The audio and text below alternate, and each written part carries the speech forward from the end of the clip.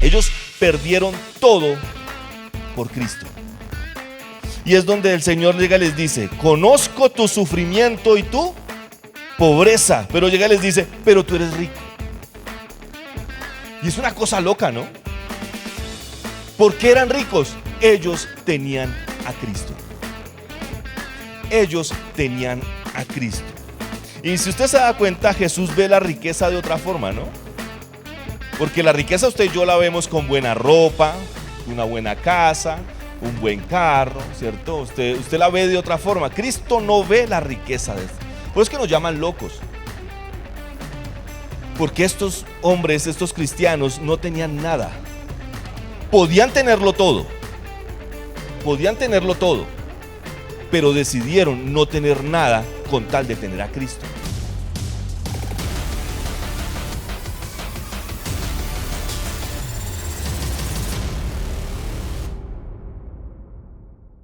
El libro de Apocalipsis, el capítulo 1, para usted y para mí es pasado. ¿Ok? Es pasado, o sea, es algo que ya pasó. ¿Listo? El apóstol Juan muestra a Jesucristo como el Mesías del Antiguo Testamento. Usted lo encuentra eso en el primer libro, en el primer capítulo del libro del Apocalipsis. En el capítulo 2 y capítulo 3, para usted y para mí es presente. ¿Ok? Capítulo 2 y capítulo 3 para mí es presente. ¿Listo? Cuando usted vaya a leer Apocalipsis, entonces usted ya sabe que el capítulo 1 es pasado, el capítulo 2 y el capítulo 3 para nosotros es presente, y a partir del capítulo 4 es futuro. Usted ve, por ejemplo, en el capítulo 4 el arrebatamiento de la iglesia. Usted lo ve ahí, el apóstol lo detalla de una forma increíble, pero estamos estudiando el capítulo 2 y el capítulo 3. Primero que usted debe saber del capítulo 2 y capítulo 3 de este mensaje a las 7 iglesias, es que eran iglesias que existían en esa época. ¿Ok? Eran iglesias que existían en varias ciudades. En Éfeso, en Esmirna, en Tiatira, en Pérgamo, la iglesia de la Odisea. Eran lugares donde existía una iglesia plantada por un apóstol. ¿Listo? También esas 7 mensajes detallan con exactitud la era de la iglesia. Cuenta cómo era la era de la iglesia hasta el día de hoy. Por ejemplo, la iglesia de Éfeso era la iglesia apostólica. Después sigue la iglesia de Esmirna, que fue cuando ya estaban todos los apóstoles, habían muerto, y arranca la siguiente generación y le viene la persecución. Aparece Nerón, aparecen los diferentes emperadores que trajeron opresión sobre la iglesia. Después vienen otras eras de iglesia hasta que llegamos al día de hoy. En el día de hoy estamos en la iglesia de Filadelfia y la iglesia de la Odisea. O sea, son mensajes a lugares específicos, pero también proféticamente son eras de la iglesia. ¿Listo? Y también hablan de 7 tipos de creyentes, que es lo que estamos estudiando en estos días. Hace 8 días el pastor enseñó de la iglesia de Éfeso. ¿Recuerdan cómo era la iglesia de Éfeso? Que tenían muy buena doctrina. ¿Se acuerdan? Ellos identificaban a los falsos profetas, identificaban a los que se decían ser apóstoles y no lo eran. Era una iglesia que tenía una doctrina muy, muy buena. Pero tenían un problema. ¿Se acuerda cómo eran ellos? Habían perdido su primer amor. ¿Me entiendes? O sea, actuaban mecánicamente. Ya no era igual. Se parece mucho a nuestros matrimonios a veces. Usted, el matrimonio, apenas arranca el noviazgo y el matrimonio es un fuego, una pasión, un amor, pero va pasando el tiempo y usted se da cuenta cómo son sus conversaciones por WhatsApp con su cónyuge. Analice cómo es. ¿Ya le diste comida al niño? ¿Trae leche? ¿Falta el pan? ¿Hay que pagar esto? Usted ahí se da cuenta y usted cumple. Usted llega a la casa, usted sale, usted está ahí, está presente, pero es un hogar que ha perdido su primer amor. ¿Ok? Y ¿se acuerda que les dice que se arrepientan? Arrepentirse es cambiar la ruta. ¿Me entiende? Arrepentirse es dejar de hacer lo que estaba haciendo y comenzar a hacer las cosas bien. Entonces eran cristianos que tenían buena doctrina, sabían Biblia, servían en la iglesia, era una iglesia conocida, una iglesia fuerte doctrinalmente, pero no tenían pasión. Y al Señor de nada le sirve que usted sepa mucha Biblia si no hay pasión. si no hay amor, si no hay fuego por el Señor. Y el Señor le dice, arrepiéntete.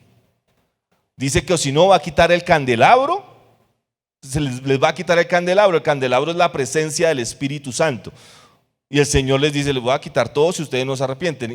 Pero les da una solución. Recuerde que el Señor alaba, exhorta y alaba.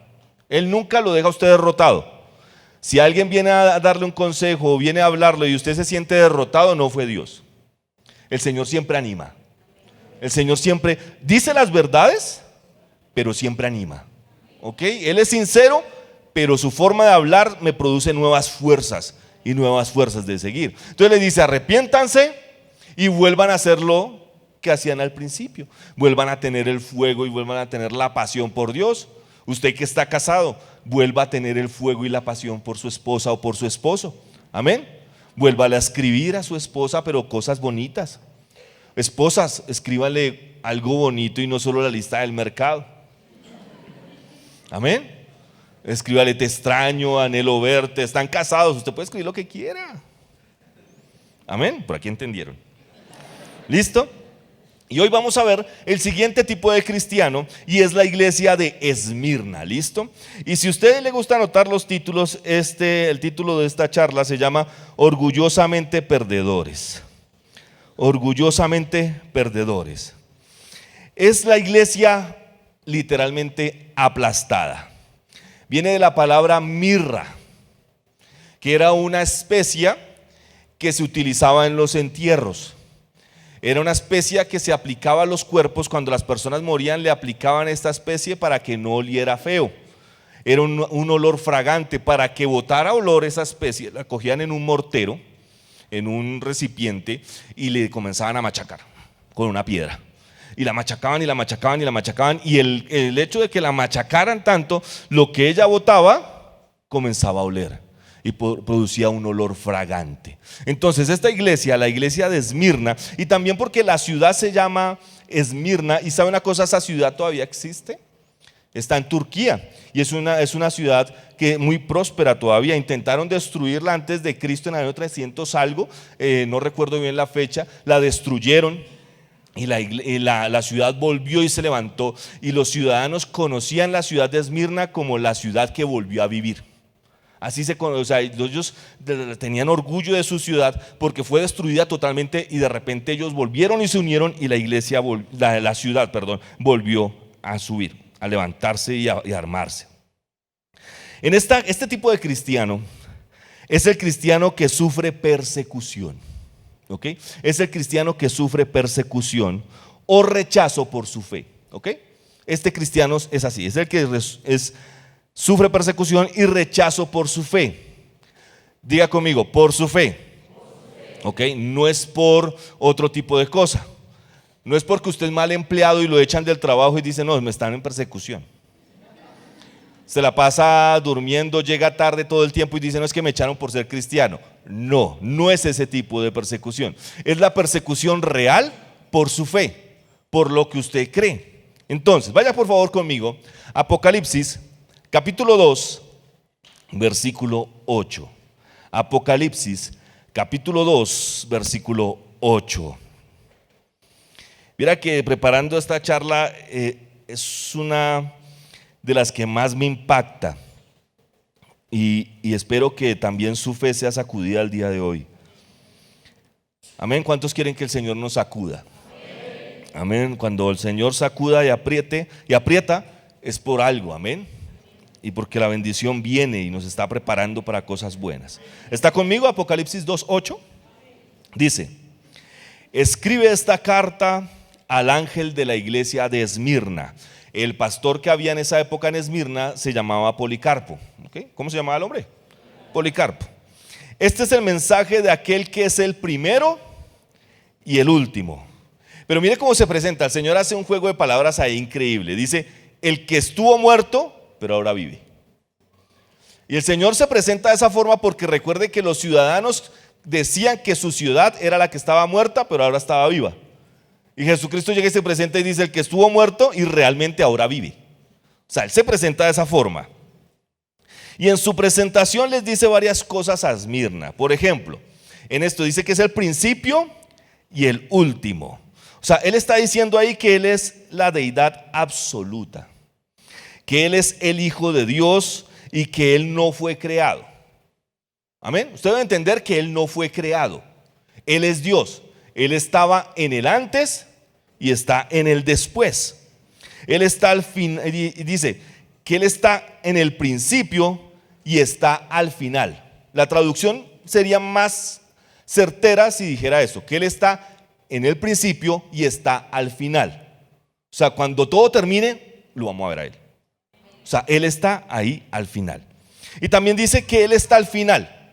Pero cuando le dice que está al final, lo dice como un aliento, diciendo como con el que se van a encontrar. Es como, por ejemplo, usted ha ido a algún lugar, por ejemplo, usted llega aquí a la iglesia y usted no conoce a nadie.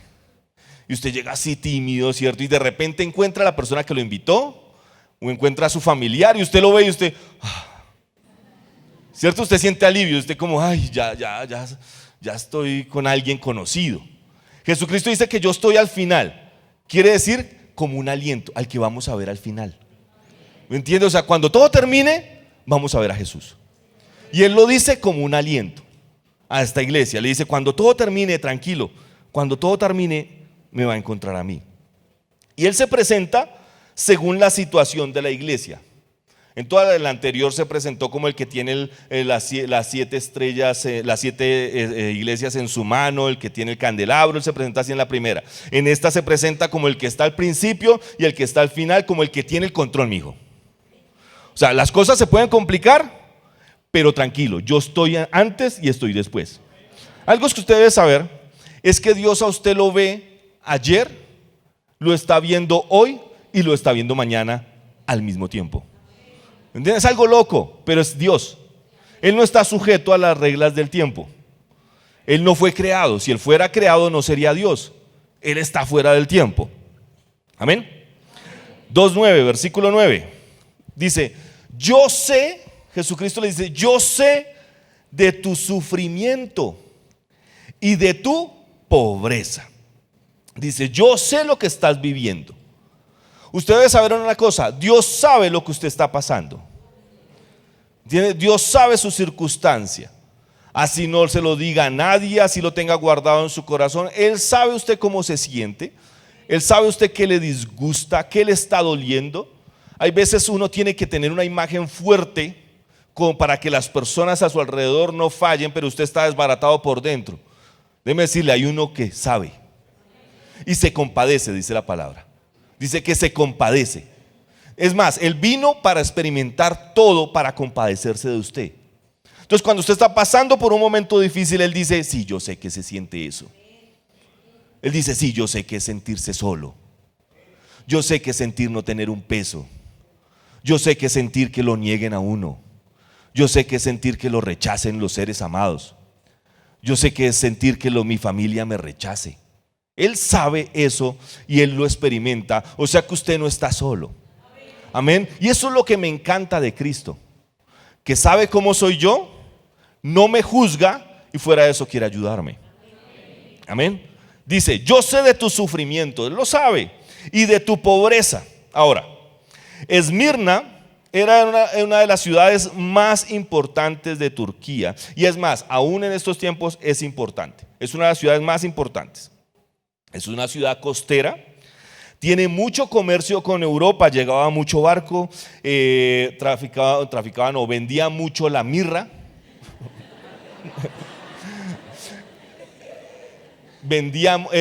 O sea, por eso se llamaba Esmirna la ciudad. O sea, manejaba esa sustancia, la mirra. Era una ciudad muy próspera. Es más, si usted era pobre en esa ciudad, era porque era un vago. Si usted era pobre en esa ciudad, era porque usted era un vago, era un flojo para trabajar, o sencillamente no lo dejaban trabajar. Pero, o sea, era una ciudad muy próspera. Y Jesús les dice que sabe que están sufriendo a esta iglesia, pero sabe, no la reprende. No reprende. Es una ciudad próspera. Era una ciudad que si usted no tenía plata era por vago, porque allá había mucho trabajo que hacer. Pero la iglesia era pobre. Dice, sé de tu pobreza. ¿Sabe por qué era pobre? Porque eran cristianos. Al hecho de ellos decir que eran cristianos, eran rechazados por el pueblo. Y los rechazaban porque esa ciudad, trataba con mucho comercio, tenía mucha triquiñuela, hacían muchos negocios bajo cuerda, su forma de proceder no era buena. Y los cristianos decían, no, yo no estoy de acuerdo con eso. Yo los negocios bien claros, ¿entiendes? Las cosas claras, no vamos a tumbar a esa persona. Y comenzaron a rechazarlos. Comenzaron a rechazarlos y no querían trabajar con ellos porque era el que los sapeaba. Porque los cristianos no decimos mentiras. Amén. Y decían la verdad, cueste lo que cueste, decían la verdad. Eran auténticos, eran genuinos. ¿Sabe una cosa? El Señor no reprende a esta iglesia. ¿Sabe por qué no la reprende? Al anterior la reprendió, le dijo, has dejado tu primer amor. Pero a esta no la reprende. ¿Sabe por qué? Porque ellos no dejaron su primer amor. ¿Qué quería decir? Que eran cristianos apasionados por la palabra, apasionados por congregarse, apasionados por estar con sus hermanos, apasionados por andar en amor. Amén. Era gente que andaba en amor todo el tiempo. Todo el tiempo andaban en amor. No habían dejado su primer amor. Hacían las cosas siempre con pasión y el mismo ánimo como la primera vez. Cuando Jesús habla de esto de sufrimiento, la palabra que dice conozco tu sufrimiento, esa palabra sufrimiento hace referencia a tortura o presión. ¿Ok? Esa palabra sufrimiento hace referencia a tortura o presión. A los cristianos no nos iba muy bien, eran considerados los perdedores, porque no querían hacer negocios de una forma fraudulenta. Los que los vetaban de los comercios, no les dejaban tener un local, no les dejaban tener un puesto. Y si les dejaban tener un puesto, los dejaban en la peor posición donde no vendían. Entonces, era una iglesia pobre, económicamente, pobre. Su economía era escasa. No los dejaban participar en nada, no los dejaban participar en política. No los dejaban participar en los deportes, no los dejaban compartir en el comercio y no los dejaban a veces entrar a las casas. Los tenían, o sea, ellos llegaban a algún lugar y no, usted no puede entrar acá. Usted no puede entrar acá. ¿Por qué? Por el simple hecho de ser cristianos. ¿Sabe una cosa? En esa época los torturaban. ¿Por qué los torturaban? Porque comenzaron a inventar blasfemias de ellos y chismes. Comenzaron a decir que los cristianos eran caníbales, porque ellos compartían la Santa Cena. Y en la Santa Cena decían, este es mi cuerpo que por vosotros es partido y toda la cosa. ¿Se acuerda? Y sacaban de contexto eso y comenzaron a armar el chisme. Ellos son caníbales. Y entonces los llevaban a juicio ante las autoridades romanas y comenzaban a atacarlos de que ellos eran unos caníbales y que eran ateos. Los cristianos de Esmirna eran considerados ateos porque no adoraban a los dioses romanos. ¿Sabe qué hacían? Los acostaban en el suelo y comenzaban a poner rocas sobre su pecho. Comenzaban a poner rocas sobre su pecho. Recuerde, Esmirna, la iglesia aplastada. Y comenzaban a poner piedra y le decían, niegue su fe en Cristo. Y ellos decían, no. Y le ponían otra piedra. Niegue su fe en Cristo. Y los dejamos comerciar, los dejamos tener un negocio, le dejamos tener su propia casa, le dejamos tener su propia vivienda. Y ellos decían, no. Y así le ponían piedra sobre piedra hasta que les aplastaba el pecho y morían de esa forma. Esa era una forma de tortura y hacían honor a su nombre, Esmirna, la iglesia aplastada, los aplastaban de esa época. Y miren que esto no está en la Biblia, esto es pura historia. Busquen la historia, busquen en los libros de Policarpo, de Ignacio, habían muchas personas que fueron formados por el apóstol Juan. Y eso está en libros de historia y habla cómo murieron ellos por defender su fe. Ellos perdieron todo por Cristo. Y es donde el Señor llega y les dice, conozco tu sufrimiento y tu pobreza. Pero llega y les dice, pero tú eres rico. Y es una cosa loca, ¿no? ¿Por qué eran ricos? Ellos tenían a Cristo. Ellos tenían a Cristo. Y si usted se da cuenta, Jesús ve la riqueza de otra forma, ¿no? Porque la riqueza usted y yo la vemos con buena ropa, una buena casa, un buen carro, ¿cierto? Usted la ve de otra forma. Cristo no ve la riqueza de esto. Por eso es que nos llaman locos. Porque estos hombres, estos cristianos, no tenían nada. Podían tenerlo todo, pero decidieron no tener nada con tal de tener a Cristo. Era esa su convicción, era su fuego, era tener a Cristo. Ellos les decían: niegue su creencia, adore a los dioses y puede ir a vender con nosotros. Y mire, ellos tenían en esa época unos clubs, unas cosas muy prestigiosas y donde solamente podía haber gente muy fina. Y a ellos los trataban como perros y les decían perdedores y los sacaban y no los dejaban entrar. Les decían: niegue su fe y entre. Niegue su fe y puede ser parte de mi club. Niegue su fe y puede ser parte de este grupo de amigos. Niegue su fe y puede entrar a comerciar con nosotros. Y ellos decían: no, ni loco. Ellos decían: yo muero de hambre antes que negar a Cristo. Y la firmeza de esos creyentes me estremece, porque desafortunadamente a veces no somos así. A veces una piedra nos saca del amor. Un simple mal genio, para los que nos están viendo en internet y no entienden. Un simple mal genio. No hicieron las cosas como yo quería y ya me sacan del amor. Digo groserías, digo cosas feas. Yo conozco cristianos que son así. Yo me acuerdo, yo trabajaba con una persona que era así, decía que era cristiano, servía en su iglesia, una persona muy cercana a los pastores. Usted lo veía, levitaba a ese señor. Pero cuando le sacaban la piedra no era cristiano. Era muy complicado. Y la gente alrededor decía: ¿y no es que es cristiano? ¿Les han dicho eso alguna vez? ¿Somos así? Desafortunadamente somos así, ¿cierto? Somos así. A veces la carne nos gana. Negamos todo lo que Jesucristo nos ha enseñado, todo lo que nos ha hablado por una tontería. Pero esta iglesia era firme. Jesucristo no, mire, de las 7 mensajes, a 2 el Señor no les dio reprimenda, no los exhortó. Y una fue esta: a esta iglesia no le dijo nada malo. Nada malo. No le dijo ni siquiera que tenía la doctrina perfecta. A lo mejor no tenían la doctrina perfecta, a lo mejor no sabían mucha Biblia, quién sabe cómo era, pero tenían pasión por Dios. Jesucristo era el centro. Jesucristo era el eje de su vida. Todo lo hacían si a Dios le agradaba. Ellos preguntaban, vamos a ir a hacer una rumba. Y decían: no, a Dios no le gusta que yo vaya por allá. No, por allá yo me emborracho y yo me conozco. No, mejor me quedo acá. Usted sabe cómo es borracho. Y ellos decían: no, yo me quedo con Dios. Ellos, primero, no tenían dinero material, pero tenían a Cristo. Segundo, podían quedar mal con cualquiera, pero nunca en fallarle a Jesús.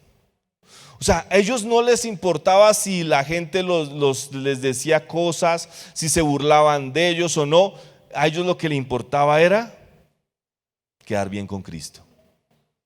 Yo me acuerdo de mi colegio, yo estaba como en 11 o en 10º, creo. Ya era creyente en esa época. Y había una muchacha, lo puedo decir porque mi esposa no está. Y yo ya era cristiano y ya la gente sabía que era cristiano y ya era considerado como el bobito. Porque ellos en el colegio, en esa época no son tan paila los colegios como ahora. Y en esa época había pero siempre habían cosas, a veces se reunían a tomar o a hacer cosas. Y yo nunca iba por allá y yo les decía que no, a mí no me gustaba eso, que yo no iba por allá. Y siempre entonces comencé a ser considerado como el bobito, como el tontico. Gracias a Dios fui grande, o si no me la hubieran montado, pero yo era el tico, entonces no, yo me paraba firme, entonces era grandecito, entonces tampoco me la montaban físicamente, pero lo emocional y como me hablaban sí me molestaban mucho. Y esa vieja un día me abrazó en pleno descanso Así, me puso los brazos así, a besarme, en pleno descanso. Y usted dirá, uy, mucho si no lo hizo, ¿no? No lo hice. Yo no sé de dónde salieron esas palabras en esa época, porque yo no era un buen cristiano tampoco, pero yo sé de dónde salieron esas palabras que yo les dije. Yo dije, ¿qué le pasa? Yo soy cristiano. Fue lo que le dije. Imagínese eso en un colegio. En un colegio, imagínese cómo queda usted después de eso.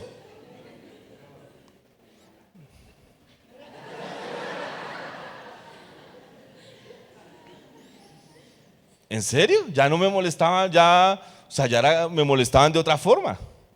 Gracias a Dios. Y yo me acuerdo que la pasé tan mal en el colegio que yo me escapaba mucho. Yo me volaba mucho. Yo me volví experto escapándome. No hagan eso, muchachos, eso está mal. Los que están en el colegio. Yo no me sentía cómodo en el colegio. El ambiente era harto para mí. Pero después, tener ese celo en guardarme me ayudó a encontrar a mi esposa. Una mujer que se guardó también. Una mujer que se guardó siempre. Amén. O sea, eso trae recompensa. O sea, hay riesgo. Yo perdí muchos amigos. Yo tenía a mi mejor amigo, se llamaba Jonathan. Si me está viendo, desgracia. No, mentiras. Estoy haciendo catarsis aquí en este momento. Mi mejor amigo se cambió de salón. Se cambió de salón para no andar conmigo. Y con él era horrible, muy bajo, ¿cierto? Y me dejó de hablar. Y me dejó de hablar y yo quedaba solo en esos descansos. Cosa horrible, fue el 10º y el 11 fueron los más horribles que yo tuve en mi colegio, que uno debería ser agradable, ¿no? Uno en esa edad que quiere es fregar, molestar, pero fue muy horrible. Pero esta iglesia no le importaba. No tenemos para comer. Si quiere que le venda comida, niega a su señor. No aguanto hambre. Y a veces nosotros estamos al mediodía a las 12:01 y ya nos está doliendo la cabeza. Uno ya como, estoy mareado. Uno vino almorzado. ¿O no? Esta iglesia era una iglesia fuerte. Pero mire que no era fuerte en sus fuerzas. Era fuerte por quien conocieron. ¿Me entiende? Porque ahora no estoy hablando de que esto es sacrificio. ¿Me entiende? Que látigo y esfuerzo. No. Es conocer a Cristo y que el amor hacia Cristo produzca cosas. Yo lo he enseñado muchas veces. El cristianismo no son normas, es una persona que cuando usted se enamora de esa persona, usted hace locuras. Como cuando usted se enamoró, uno hace locuras. ¿Cuántos aquí se han enamorado alguna vez? Levánteme la mano los que se enamoraron. Ahora mira a los de al lado y dígale, pobrecito, nadie lo quiere. Nadie lo quiere, pues. Cuando uno se enamora hace locuras. Yo me acuerdo que mi esposa me ponía a hacer, ella es arquitecta, no sé, ingeniera ambiental, y ella en los primeros semestres la ponían a hacer unas planchas de dibujo de unas cosas, y como yo dibujo bien, o sea, pues uno lambona, y yo te ayudo. Y yo tenía que trabajar otro día, yo hasta las 3 de la mañana, yo haciendo eso, los ojos rojos y toda la cosa. Pero uno por amor hace cosas locas. Amén. Tercero, para ellos Dios es primero. Para ellos Dios es primero. Ahora, esto se lo escuchó un predicador y decía, amar a Jesús puede prosperarte. Amén. ¿Cuánto lo quieren? Pero también puede empobrecerte. Pero siempre va a enriquecerte. Amén. Y yo sé que usted vino, a lo mejor no es el mensaje que usted quería, a lo mejor usted tiene una deuda. En este momento usted venía a escuchar palabra de fe, quería escuchar algo así, tiene un familiar enfermo, quería escuchar otra cosa y yo le estoy diciendo, no, aguante. Creer en Cristo trae prosperidad, pero no fue el objetivo de su venida. Y desafortunadamente muchos de nosotros a veces venimos a buscar a Cristo con esa mentalidad. Venimos a buscar a Cristo para que Él me pague las deudas, sane a mi familiar o me sane a mí y se me arregle las cosas. O a veces venimos a buscar a Cristo cuando estamos despechados. ¿Cierto? No, mi esposa me engañó, mi esposo me engañó, y viene a buscar a Dios y toda la cosa, pero cuando se arregla con el esposo ya no vuelve. Lo hemos visto. Lo he visto ya en mis 27 años de creyente, más o menos. Hay gente que, y ahora, no está mal buscar a Dios por esas necesidades, y todos tenemos necesidades, amén. Pero no es la razón para buscar a Cristo. Buscamos a Cristo porque sin Él sencillamente estaríamos perdidos. Y nos iríamos al infierno. Sencillo. Si no tenemos a Cristo nos vamos al infierno, no hay otra. O sea, ojalá nosotros pudiéramos pagar esas misas que uno pagaba, ¿se acuerda? Ojalá uno pudiera decir, no, yo lo saco del purgatorio, le meto un poquito más la ficha y lo saco del infierno, lo mando al purgatorio y luego lo mando al cielo. Ojalá se pudiera. Pero la Biblia dice que está determinado para los hombres que mueran una sola vez y después de esto el juicio. O sea, Jesucristo vino a salvar lo que se había perdido. O sea, Jesucristo no vino a pagar sus deudas. No se vayan. Jesucristo vino fue a salvarlo. Vino que cuando usted muera, al final de sus días, encuentre al que es el primero y está al final, a Jesucristo. Ese es el objetivo de su venida. Que lógico, viene con el combo viene con unas papitas, viene con una gaseosita, viene con una chocolatina, el combo viene con cosas, pero el objetivo principal es salvar. Y usted no puede buscar a Dios por sacar provecho de algo de Él. Eso es, o sea, cuando uno busca a alguien para ver qué me puede dar, eso es como malo, ¿no? Como maluco que usted lo estén buscando por interés. Ahora, a Dios no le disgusta que usted lo busque por interés. Ojalá mientras que usted lo busca por interés se enamore de Él. Pero el objetivo de buscar a Dios es por Jesús, por lo que Él hizo por mí en la cruz, que tomó mi lugar en la cruz, tomó mi lugar en el infierno para que yo esté con Él cuando yo muera. Ese es el objetivo. Y esta iglesia lo tenía claro. Esta iglesia no estaba esperando que la prosperidad económica, que la sanidad de todo el mundo. No, esta iglesia solamente quería a Jesús. Solamente esta quería tener comunión con Él, no desagradarlo, hacerlo sentir bien en todo momento. Era su mentalidad. Mire, usted va a perder familia, usted va a perder trabajo, usted va a perder oportunidades, pero tendrá a Jesús. Y si tiene a Jesús, así no tenga nada, usted es rico. Amén. Y tenemos que tenerlo claro. Mire lo que sigue diciendo. Conozco las blasfemias de los que se te oponen. Está hablando Jesús. Que dicen ser judíos, pero no lo son, porque su sinagoga le pertenece a Satanás. Mire, los propios judíos negaban que los conocían. Ellos fueron los que inventaron el chisme de que eran caníbales. Ellos inventaron ese chisme. Ellos negaban que los conocían y a usted le va a pasar. A usted le va a pasar. Hay gente que lo va a negar. Hay gente que lo va a rechazar. Usted va a perder amigos. Usted va a perder familia. Yo he sabido de personas acá que han perdido papás, que los han rechazado, que los han echado del trabajo, los han sacado del círculo de amigos. Pero Jesús dice: eres pobre, sé que estás sufriendo, pero eres rico. Amén. Eran judíos que negaban su parentesco, negaban que los conocían para no perder su posición. Ellos decían: no, yo no lo conozco a ese, no, es un loco. ¿A alguien aquí le han dicho loco? A mi hermano le decían loco cuando él fue el primero que se convirtió. Él fue el primero que llegó a Cristo y él se encerraba en las noches a orar y pasaba horas y horas orando en las noches. Y nosotros vivíamos en esa época en una pieza, dormíamos los tres en una pieza. Y en esa pieza, con mi mamá, dormíamos los tres ahí en una sola cama. Esa cama se rompió como unas 3 veces, que no nos aguantaba. En una cama de madera, la recuerdo muy bien. En esa casa donde vivíamos, al lado había una tienda de borrachos, típica tienda de barrio de venden tragos. Nosotros compartíamos el baño con el baño de la taberna, de la tienda. Eso era horrible, horrible. Usted sabe cómo es un borracho. No tienen puntería, ¿me entiende? Y lo que pasa en esos baños es horrible. Y entonces salían y veían a mi hermano orando. Él tenía como un espacio, como una mini sala ahí, pero pasaban por ahí y a él le decían loco, el loco. Le decían Jesús, Jesús, Jesús. ¿Se acuerda que lo contó hace unos días? Porque él se la pasaba noches enteras orando al Señor. Y comenzaron a tratarlo como loco, como el loquito. Y Y mira ahora dónde estamos. Amén. Mire, el Señor no nos ha dejado desamparados. Usted debe saber a quién se agarra. Usted no puede ser un político que mira a ver con quién se... Ahorita que tuvimos elecciones, ¿sí vieron esos políticos tan camaleón? ¿Entiende que no son capaces de defender sus ideales? Hacen lo que sean por el poder.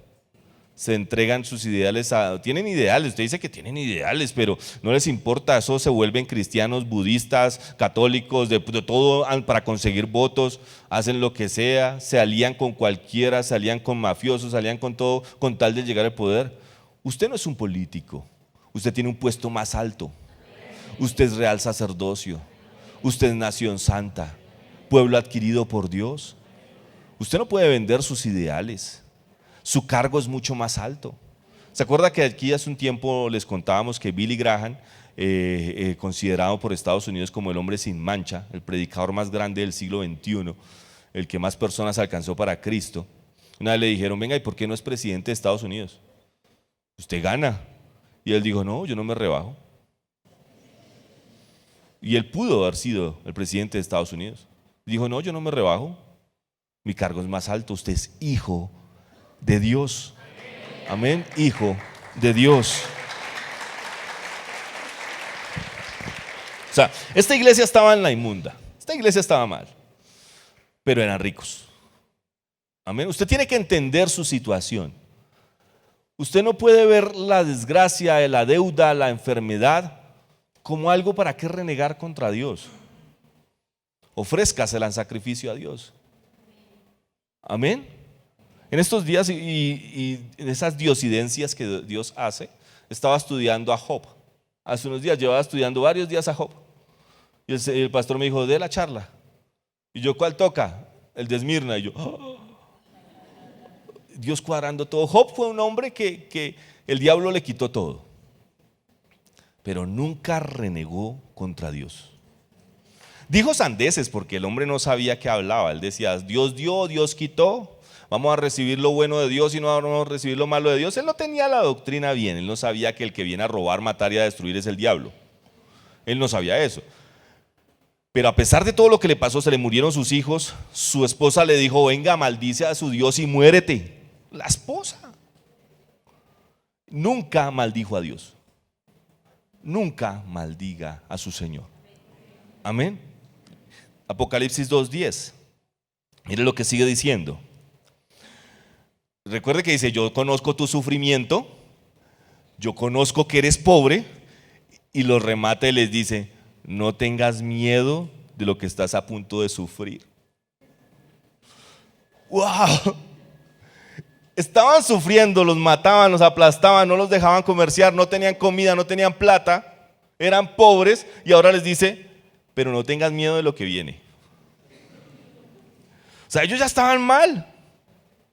Y dice, el diablo, ¿el quién?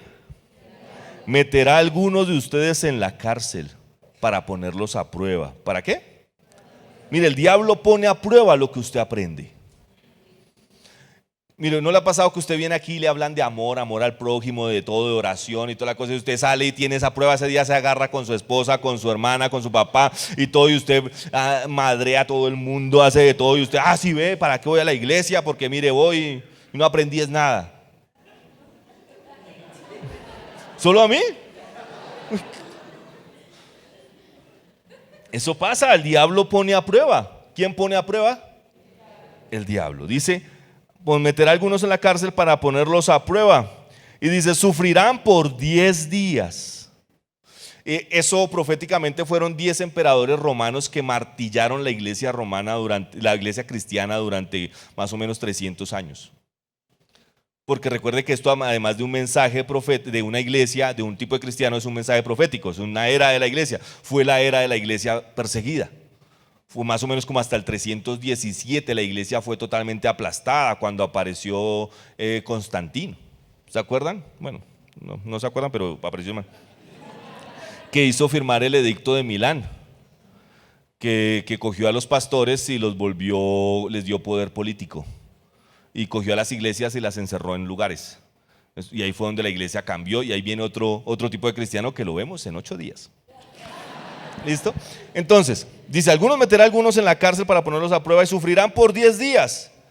Pero mira lo que dice, pero si permaneces fiel, incluso, mira lo que dice, incluso cuando te enfrentes a la muerte, yo te daré la corona de la vida. Dice, si permaneces fiel. Permanecer fiel es la clave, permanecer fiel. ¿Qué es fidelidad?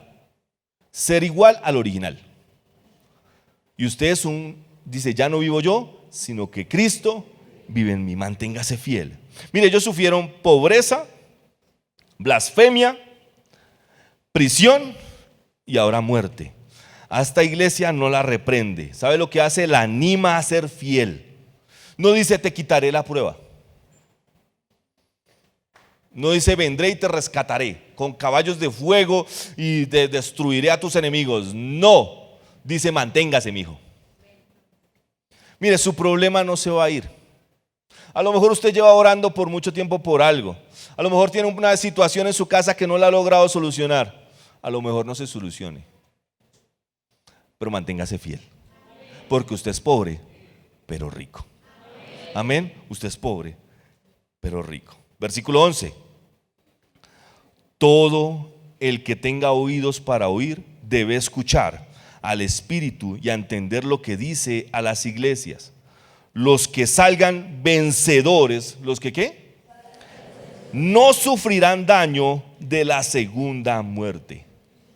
La versión amplificada dice el lago de fuego, de fuego y azufre. Mire, yo sé que usted quiere ser exitoso, todos queremos salir adelante, amén. Yo sé que usted quiere pagar las deudas, usted quiere viajar y toda la cosa, y a lo mejor usted vino a la iglesia por una necesidad, una urgencia, pero ¿y si no? Si no se dan las cosas, ¿qué hacemos? ¿No volvemos a la iglesia? ¿Nos apartamos? Yo sé que es fácil decir, no, yo no te negaré, le decía Pedro. Y Pedro caminó con Cristo.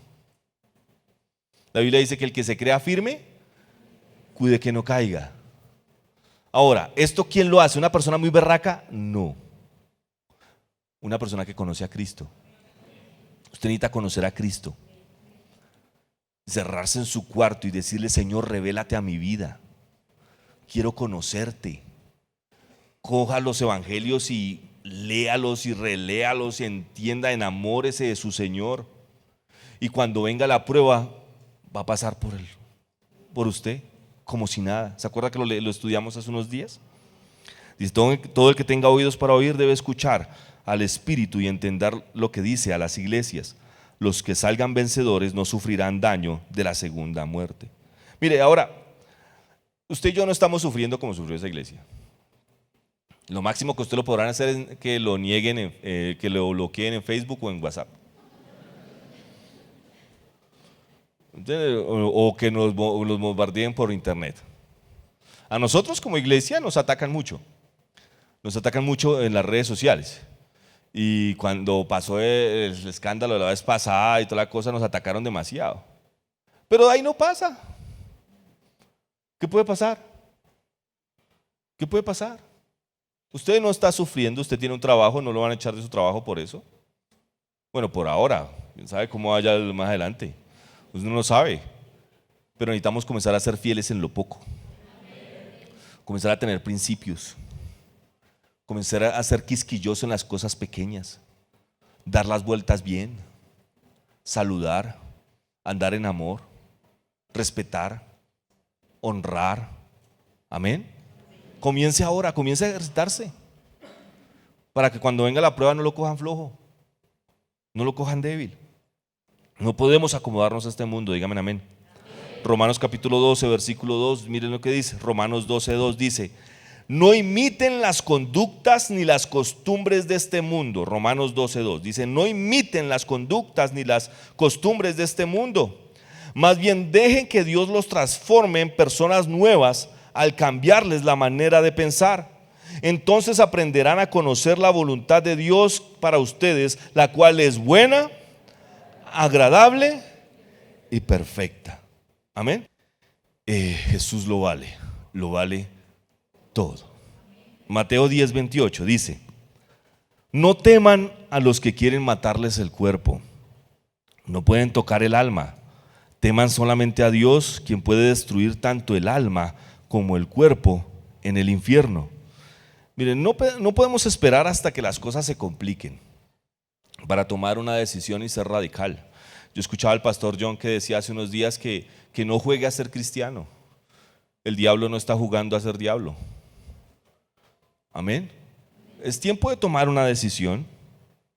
Es tiempo de definir lo que usted cree, cómo habla, cómo piensa, cómo se expresa, cómo vive, cómo responde, cómo lleva su vida. Tenemos que decidirlo ya. No podemos ser variables. Usted puede tener mucha Biblia, pero si no anda en amor, si sale de acá y sigue siendo el mismo, como un incrédulo, estamos fregados. Usted no va a lograr impactar generaciones. Mira, la iglesia de Esmirna sigue vigente hasta el día de hoy. En esa región es la única ciudad que la iglesia permaneció. Las otras 7 no están, las otras 6 no están. Cuando alguien decide pararse en fe, pararse en lo que cree, es cuando afecta. Cuando se levanta alguien radical en sus pensamientos, en sus decisiones, es cuando trasciende.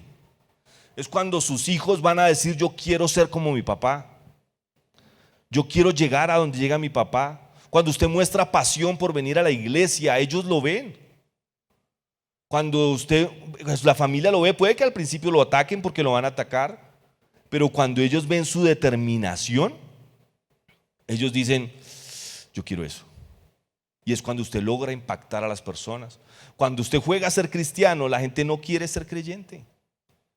Y mire, salga a la calle, trate de predicar, la gente dice: ay, no, esos cristianos son ladrones, son avaros, el pastor se robó la plata, se llevó mi mujer. Usted escucha una cantidad de cosas.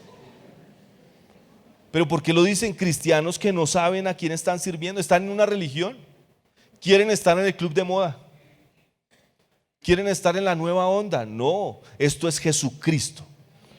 Amén. Policarpo era el pastor de esta iglesia. Fue el que le enviaron esta carta. Era un discípulo de Juan, fue discipulado por Juan, por el apóstol Juan. Tenía más de 86 años de ministerio. Más de 86 años de ministerio, y más de la mitad de su vida de ministerio era pobre.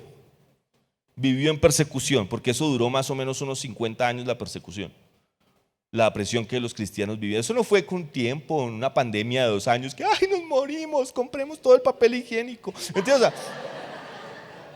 fueron años en que no podían comer bien, años en que tenían que ayunar, años en que tenían que comer lo que les tocara. Fueron años difíciles. Me puse a estudiar la vida de este hombre de Policarpo, y cuando lo fueron a arrestar, llegaron los hombres a arrestarlo. Él llegó y dijo: llegaron los soldados romanos a llevárselo porque lo delataron unos cristianos lo delataron. Él los hizo entrar y les dio comida y los atendió, les dijo: venga, coman algo primero, el viaje es largo, porque él se estaba escondiendo, estaba tratando de huir. Y les dio comida y les dijo: déjenme orar un rato antes de llevarme. Y se puso a orar y se encerró a orar. Los soldados sintieron tanta compasión que no querían llevarlo, pero pues tenían que llevarlo, era una orden. Y cogieron y lo llevaron y lo metieron a la cárcel. Lo llevaron ante el jefe de los soldados, donde lo iban a juzgar, no sé quién era, lo llevaron allá a juzgar. Era un viejito de por ahí 90 años, el cuchito, o sea, era muy viejito, pero era un amor. La gente que hablaba con él sentía compasión, sentía amor, veían a Cristo en él, era una persona cariñosa, no lo querían matar. El hombre le dijo: yo no quiero matarlo, niegue a su Señor y se va para su casa. Dijo: niegue a su Señor y se va para su casa, yo no quiero matarlo. Y respondió una frase que usted la va a encontrar, es trascendental. Y dice, durante 86 años he servido a mi Señor y nunca me ha hecho nada malo. ¿Cómo puedo negar a mi Señor y mi Salvador? Durante 86 años. Lo pusieron y lo amarraron en un palo y lo quemaron hasta que murió, delante de todo el pueblo. Y sabe una cosa, mucha gente se convirtió después de ver la firmeza y el carácter de este cristiano. Sabía que cuando llevaban a los cristianos al Coliseo romano, los tenían abajo y después los sacaban para que las fieras los devoraran o para que los gladiadores los mataran. Ellos abajo, cuando estaban presos, comenzaban a predicarle a los gladiadores. Los iban a matar, las mamás con sus niños, y no les importaba. Lo único que decían era hablar de Cristo. Los gladiadores se convertían al Señor. Cuando salían al ruedo a matar a los cristianos, soltaban los leones. ¿Sabe qué hacían los gladiadores? Defendían a los cristianos. Y la gente comenzaba a convertirse en las gradas. Comenzaban a recibir al Señor y fue uno de los avivamientos más grandes de la historia. El diablo se enojó tanto que su furia aplastó a la iglesia. Pero ese aplastar la iglesia produjo un olor fragante al Señor. Un olor que a Él le encanta cuando un cristiano radical se para. Y gracias a esos cristianos que dieron la vida, usted y yo hoy estamos aquí y conocimos lo mejor que nos pudo haber pasado en toda nuestra vida. Nada se compara.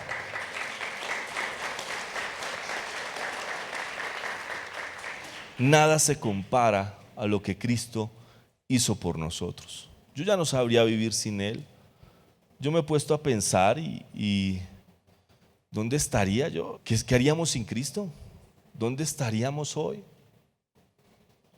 Este mundo no puede decir cómo vivamos. Las circunstancias que nos rodean no puede decir quién es usted. Usted es un hijo de Dios. Necesitamos pararnos firmes. Tenemos que irnos más que vencedores en Cristo. Tenemos que hacer algo con Bogotá. Amén. Esta gente tiene que ver a un Cristo vivo, no un montón de religiosos que saben Biblia. No necesitan cristianos verdaderos, que no los detenga la lluvia. Amén. Búsquese la historia de Policarpo. Y creo que el amigo de él, que se llamaba Ignacio, a él lo mataron en el Coliseo romano. Lo devoraron los leones. Búsquese la historia de Policarpo. Estudie un poquito más cómo sufrieron los cristianos. Amén. Póngase de pie, por favor.